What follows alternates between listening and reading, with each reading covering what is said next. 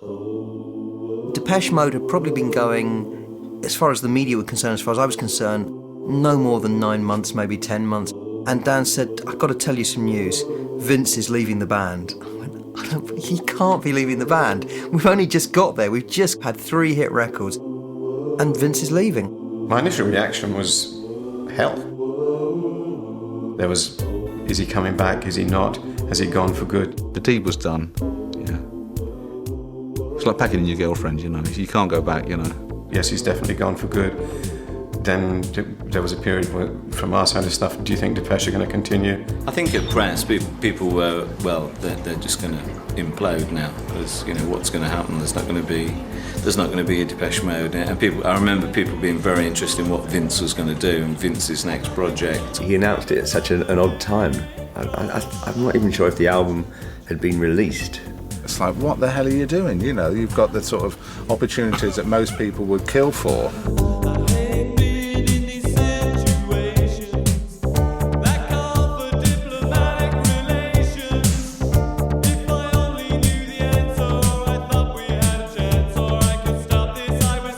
I was just being a miserable bastard, you know.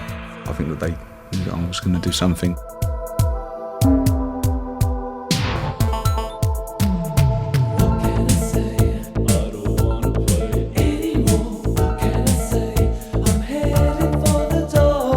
We started bickering and there were more arguments, especially when we were in the tour bus.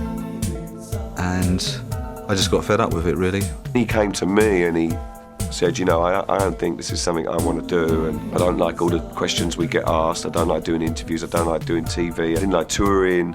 You know, he said all these things, and I was like, Vince, that's what we're going to be doing.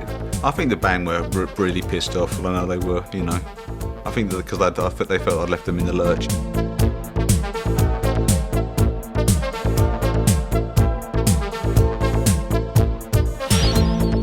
I think he just felt that he could do it on his own. When I made the decision to leave Depeche, it was, no, I did think that I wouldn't be recording again. I was going to get a job, actually. But I did a demo with Alison Moyet, played it to Daniel, and Daniel just about showed enough interest. And then the next thing we knew was, you know, Vince and Alison, and we had this, you know, as a PR company, we had Yazoo to kind of contend with and work with as well. The success of Yazoo was incredible. It was very difficult to think that one day, at this time, Depeche, in fact, will be one day much bigger. In some ways, for Mute, it must have been a blessing because, you know, Vince went on to become successful. You don't need that. Yeah. It was probably Daniel who actually told him to leave.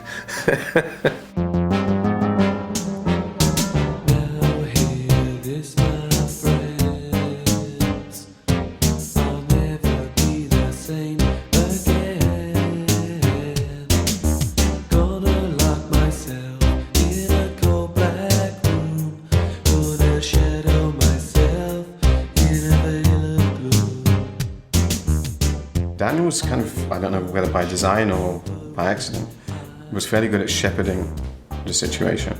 Everybody was knocked back, but I don't think anybody felt that it was the end of the band. In fact, the band in particular were very determined to move on, you know. I remember Dan's exact word. He said, it's going to be all right, Neil. Don't worry, it's going to be all right. Martin can write some songs. And I thought, oh, God, what are we doing? It really didn't sort of worry us that much. It should have worried every other band when your main songwriter departs. But we didn't even think about it. It was just, we're carrying on, yeah.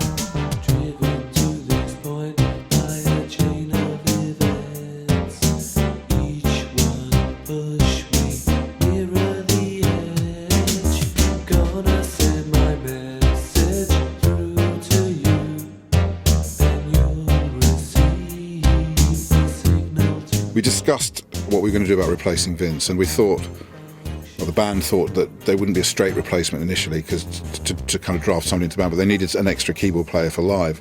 We put an advert in the NME for synthesizer player under 21. I had been in and out of several bands in the period leading up to my joining. At that time, I was just sort of looking around for another job, something that was going to pay the wages. And there was this advert in the Melody Maker, And I kind of almost knew who it was immediately, even though it didn't say from the advert, because I'd just read somewhere the week before that they'd lost a member. And I thought, oh, it's probably Depeche Mode, you know, even though I didn't know that much about them at the time. We auditioned at Blackwing, usual, and all these, you know, strange and wonderful characters showed up, and they were all, you know, dressed up to the nines but couldn't play. And then Al came along and could play anything.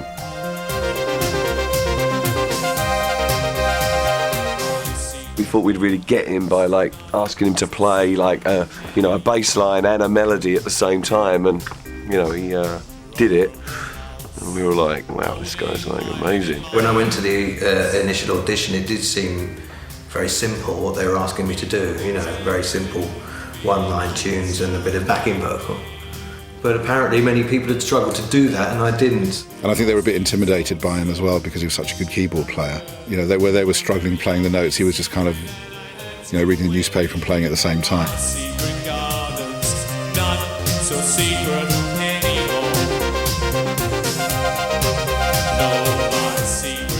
So he was in, and I think we paid him some ridiculous amount, like 100 quid a week or something. You know, we gave him 100 quid a week for like the first couple of years, till he finally turned around and was like, you know, am I in the band?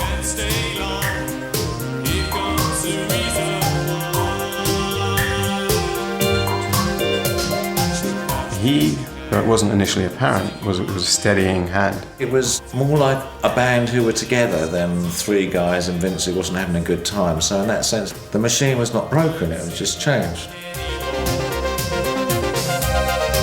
Charlie Wilder's first gig, wasn't that at Crocs? He played at Crocs, yeah. And then, within the space of days, I think we were whisked off to New York to play a gig, and I think that was the first sort of proper gig.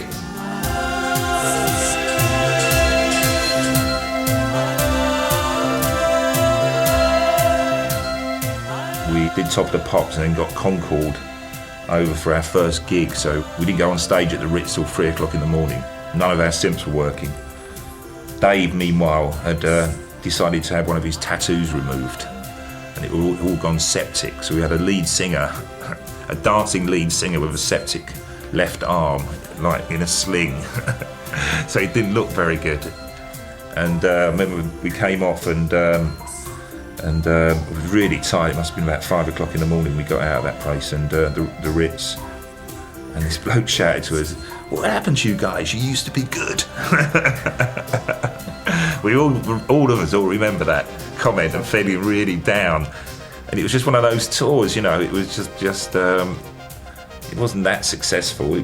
It was just, you know, and we just honestly thought that our music would never ever be compatible with what the Americans want.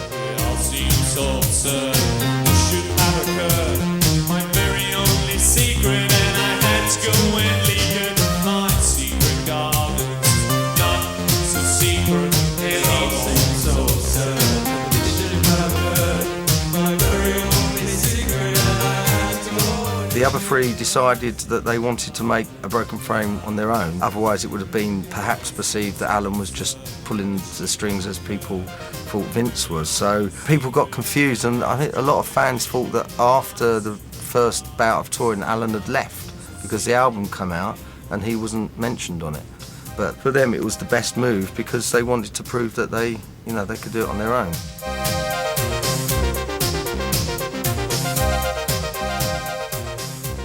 I think to a certain extent there was, we don't know what to do, and also he is not one of us. And I think individually, if you'd kind of consulted them, they would have all said, I think he should be a member of the group. But do it collectively, and you're into committee land, and you know, if anybody can muddy waters, Depeche collectively can do that. We felt sorry for him, but understood what they were doing, and that was that.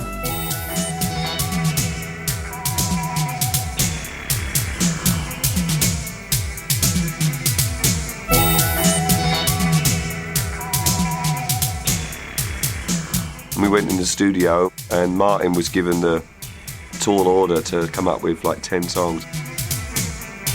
I hadn't really heard very many of his songs, but the others had and knew his potential. I think at the time I was quite excited about it. It was the obvious choice for me to take over because at that point Dave didn't even write songs.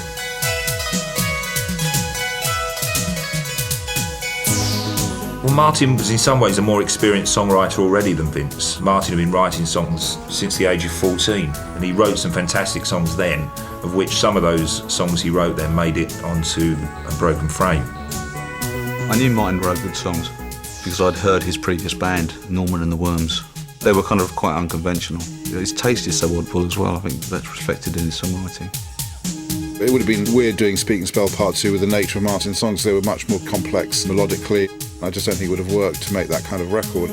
So I think they definitely wanted to spread their wings and work in a different way. The technical side of it had moved on, so it was a bit easier to work. And if you recorded something on day 1, which you didn't like on day 4, then it was easier to go back and replace that. Whereas before, if you're on the 8-track and you'd have bounced it in with some other sounds, you're kind of stuck with it. It was more sort of how we would record an album now, because we hadn't been playing a lot of these songs live. So it was putting them together from scratch. He was set up for a fall, so people weren't expecting a lot of it. You know, your main songwriter's gone. As I say, it was very, very tribal. A lot of people into lots of different kinds of music. So, you know, what Depeche Mode did, you know, within that area of music, people just thought, oh, that's okay, but, you know, they're not going to have the big hits like they used to. Okay, this is See You.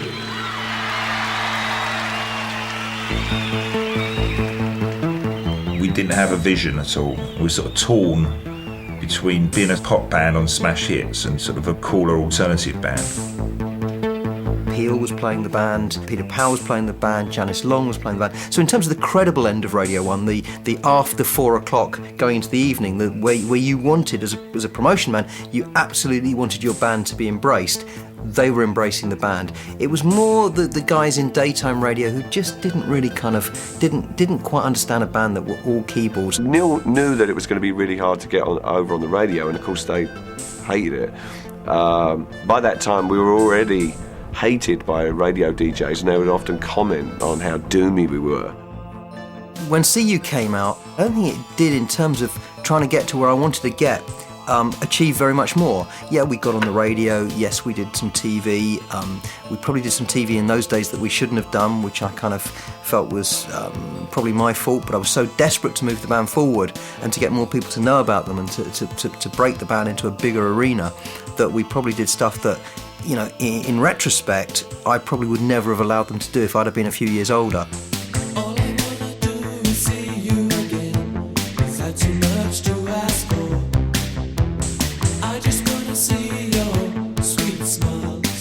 We were just so young and stupid that we agreed to everything that anyone offered us. Yeah, and there was always an argument, you know, goes out to so-and-so million people. Okay, we'll do it, you know. Looking back, of course we overdid the real pop stuff, but it was sold to us that, you know, we really needed to do those things if we wanted to keep having hit records. And so we just did everything that came along. I mean, as time went on, we became a bit more choosy, but that fear of being forgotten, I think, was always there.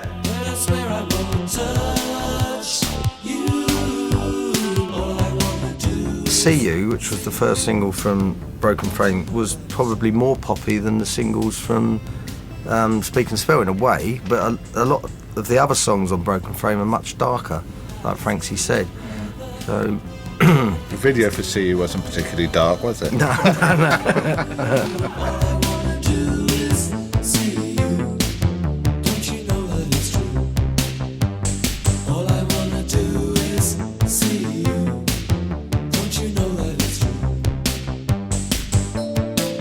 It surprised me that it became as big as it became. But from our side of stuff, it was early days. They still weren't kind of ready. So we were in the comfort zone. We're generally very sort of like pessimistic people, But for a very short period, we felt a little bit invincible. And when Meaning of Love came out, we expected it to do even better. But despite all the places I've looked, it's still no clearer, it's just not enough. I'm still no nearer the meaning of love. I remember it gone in the charts at number 5. And you know, we sort of think it might go to number 1 and stuff. When we got off the airplane and got the chart, it was like gone down to 17. And that was our first jolt of failure, even though it still got fairly high. It felt like a disappointment after See You. Everybody was a bit shocked by that, but it wasn't one of their best singles. Daniel thought that Gallup must have made a mistake.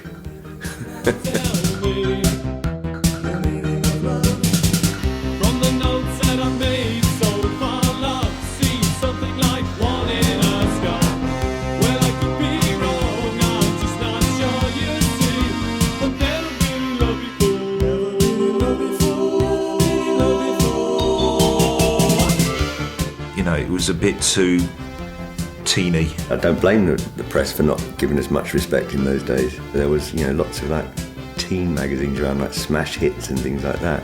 And, we did a lot. The whole credibility angle, and I can't stress, the importance of that as much. I mean, in those days it was vital. It was like, okay, we don't want to be interviewed, but we can put out a side of us that people are going to have to pay attention to. So artwork was the first kind of public sign of there is something more to this band. At the time, there were a lot of journalists who were all ex-art school, etc. So the link was being made. These guys, they might not make the music, but they're beginning to be fairly savvy in other areas.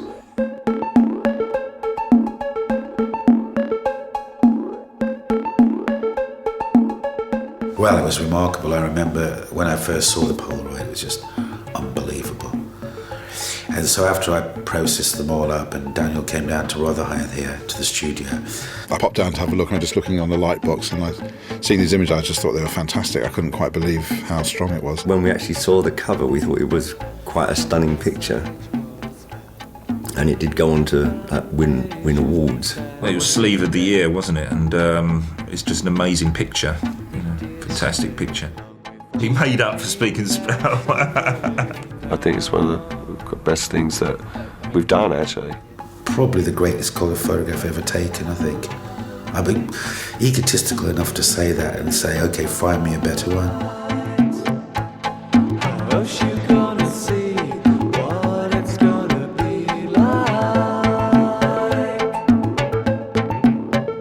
Brian had an idea for a photograph, of some person kind of breaking the frame of the photograph. But I think I consciously wanted to steer it more in that kind of Russian iconic imagery because it was something that I kind of liked the look of. Daniel was very much into. We did have heavy discussions about it. So I would say it was a complete collaborative idea, really. Brian would just come to the studio and talk about things, and we wouldn't have a clue what he was saying because it was art talk, He'd just go, yeah, I can see this, the field, We'd go, all right, just do it, So we all set off in this location bus with my assistant Stuart Graham, Jackie Fry, the lady who's going to be the peasant. And it was just pouring with rain, just horrible. But one thing in photography is that rain can be really good because when rain stops, the sky can become very interesting. We had hailstorms and rain and all sorts of stuff. But, Brian's ego will probably tell you that, he did it all himself. Wouldn't you, Brian? And Martin Atkins said he came up on his motorbike. He said, well, I'd better go out and get lunch then, So he rode off on his motorbike for lunch. Then the rain stopped.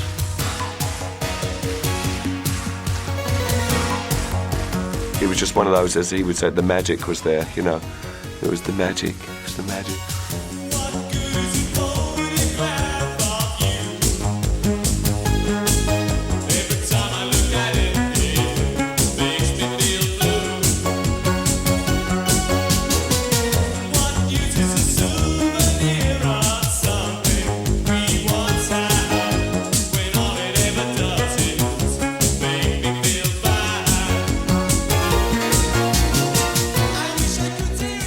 be honest with you, I think the songwriting has got so much better. It's so superior to the early days. It was not completely mature, the personality of Martin at the time of Broken Frame. It still seemed quite poppy. I think Martin's depth came a bit later. You know, for me, it really doesn't work as a whole, because, you know, some of the songs I'd written when I was 16 and we were, like, you know, reinventing them as electronic songs. You know, some of the songs I was making up in the studio, and, you know, I think it's probably, you know, for me, probably our worst album. It was so difficult for us at that time, in retrospect. First of all, we'd lost our main songwriter. The second album syndrome is that usually you get, like, slaughtered anyway, no matter what you do. And we kind of made this moody, odd-sounding record. And maybe by going with something like Leave in Silence was quite a bit of a reaction to that, to go with something that was much more, which was darker, and that was kind of the beginning of their so-called darker phase, really, Leave in Silence, that carried on to this day.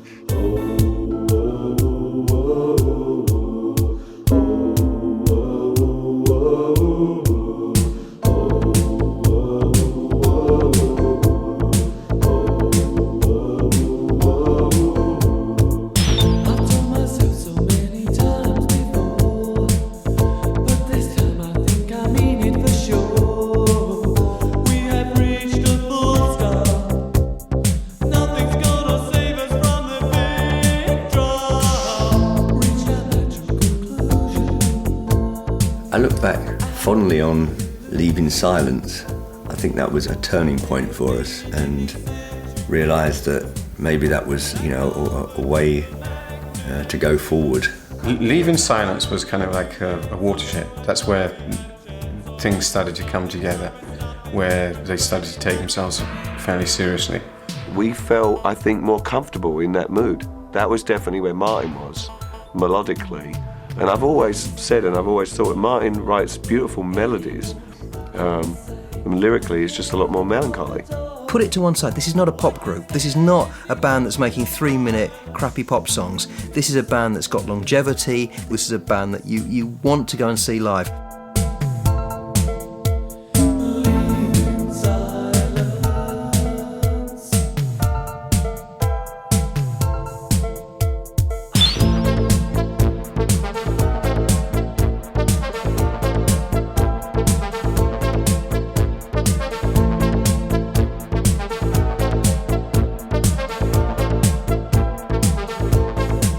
Like Leave in Silence came together really easily, and we just got a groove going. It just felt right instantly.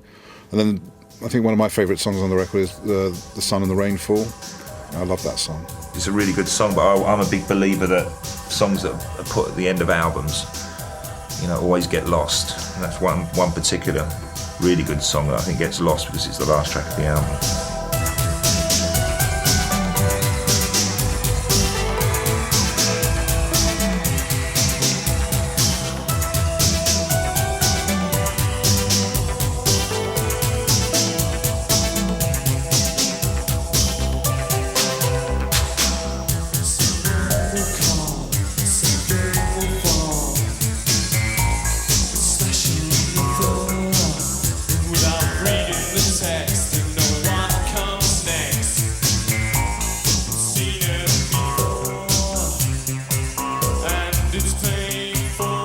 They'd led the audience to their space as the key, so it was no problem.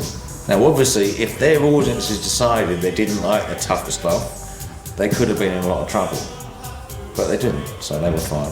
People started to see things were happening, that they weren't going to disappear, that there was, you know, an intelligence at work, and that there was, you know, they were forging ahead in, you know, in their own direction, that they are, you know, sort of breaking their own territory at their own pace, and you know, it's this innate sense of timing.